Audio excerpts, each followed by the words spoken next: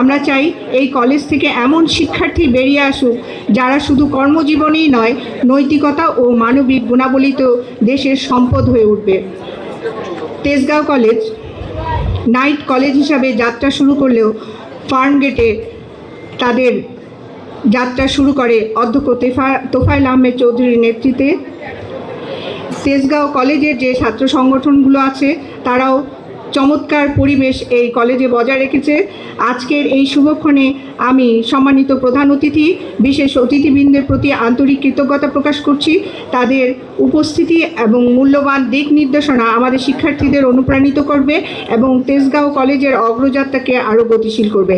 তেজগাঁও কলেজের একাডেমিক ফলাফল অনেকটা এগিয়ে আমরা আছি ও সব কলেজের তুলনায়। জাতীয় বিশ্ববিদ্যালয়ে অনুষ্ঠিতব্য যেসব পরীক্ষা হয় সেগুলোতে আমাদের ছাত্ররা মেধা তালিকায় সবসময় যে স্থান অর্জন করে তা অত্যন্ত গৌরবের। জাতীয় শিক্ষা সপ্তাহ আমাদের ছাত্ররা অংশগ্রহণ করে খুব ভালো ফলাফল এনেছে। তেজগাঁও কলেজের ইতিহাসে আমরা প্রথম শুরু করেছি 2026-25 থেকে আন্তর্জাতিক আন্তঃবিভাগ ক্রিকেট প্রতিযোগিতা এবং ছাত্রদের অত্যন্ত আন্তরিক এখানে অংশগ্রহণ আমাদেরকে খুব আপ্লুত করেছে। আন্তঃবিশ্ববিদ্যালয় জুডো প্রতিযোগিতায় গোল্ড মেডেল পেয়েছে কিছুদিন আগে আমাদের এক ছাত্র।